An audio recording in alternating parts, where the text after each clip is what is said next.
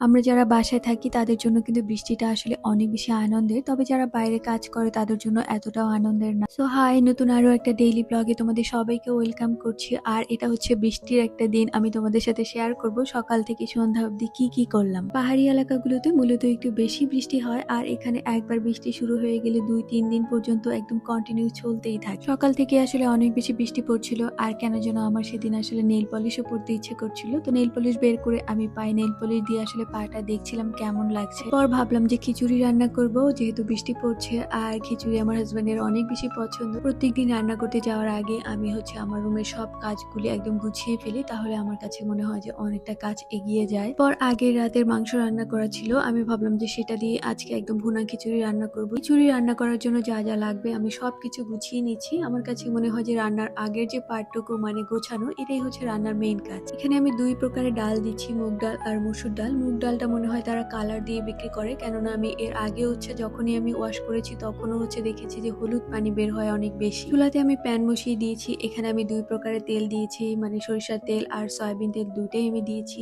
আর আগের রাতে যেহেতু আমি আচার বানিয়েছিলাম, তো সেই কড়াইতেই কিন্তু আমি খিচুড়িটা রান্না করছি। প্যানে তেল গরম হয়ে এলে সেখানে আমি কাঁচামরিচ আর পেঁয়াজ কুচি দিয়েছি, আর তারপর একটু নেড়েচেড়ে এখানে আমি গুঁড়ো মশলাটা দিয়ে দিচ্ছি। আমি এভাবেই আসলে রান্না করি। গুঁড়ো মশলাটা একটু তেলের মধ্যে ভেজে নিলে আমার কাছে মনে হয় যে একটু কালারটা বেশি সুন্দর আছে। আর তারপর এখানে আমি আদা বাটা রসুন বাটা দেওয়ার পর আরো একটু ভেজে নিব, আর তারপর হচ্ছে এখানে দিয়ে দিব আমার ধুয়ে রাখা যে ডালটা সেটা। আজকে আমি খিচুড়িটা রান্না করছি নাজির শাল যে চালটা আছে সেটা দিয়ে। আর এই চালটা দিয়ে খিচুড়ি রান্না করলে আসলে অনেক বেশি মজা লাগে। আমার কাছে মনে হয় যে পোলার চালের খিচুড়ি খেলে আসলে গ্যাসটা একটু বেশি হয়। ডালটাকে কিন্তু আমি মশলার সাথে খুব ভালো মতো কষিয়ে নিয়েছি, আর তারপর হচ্ছে চালটা দিয়ে দিচ্ছি। চালটা কিন্তু আমি অনেকক্ষণ ভিজিয়ে রেখেছিলাম, তারপর হচ্ছে পানি ঝরাতে দিয়েছি। চালটাকে কিন্তু আমি ডালের সাথে খুব ভালো মতো মিক্স করে নিয়েছি আর একটু ভেজেও নিয়েছি। তারপর কিন্তু এখানে পরিমাণ মতো পানি অ্যাড করছি। চালটা যখনই বলক এসেছে তারপর কিন্তু রান্না করে রাখা মাংসটা আমি অ্যাড করে দিচ্ছি। এতে করে মাংসের যে মশলা আর সেটা চালের সাথে কিন্তু খুব ভালো মতো মিক্স হয়ে যাবে। তো খিচুড়ি রান্না কিন্তু মোটামুটি হাফ হয়ে গিয়েছে। তারপর এখন যে কাজটা সেটা হচ্ছে আমার রান্নাঘর ক্লিন করা। আর রান্না করতে আসলেই কিন্তু সবকিছু এরকম এলোমেলো হয়ে থাকে। আমার কাছে সবচেয়ে যে বিরক্তিকর কাজ সেটা হলো রান্নার পর রান্নাঘর ক্লিন করে বের হয়ে যাওয়া। আমি কিন্তু একদম এভাবে রেখেও যেতে পারবো না, আবার এটা যখন ক্লিন করবো তখনও কিন্তু অনেক বেশি কষ্ট। আমার কিন্তু খিচুড়ি রান্না শেষ। এখন আমি জাস্ট উপরে একটু ঘি দিয়ে দিব,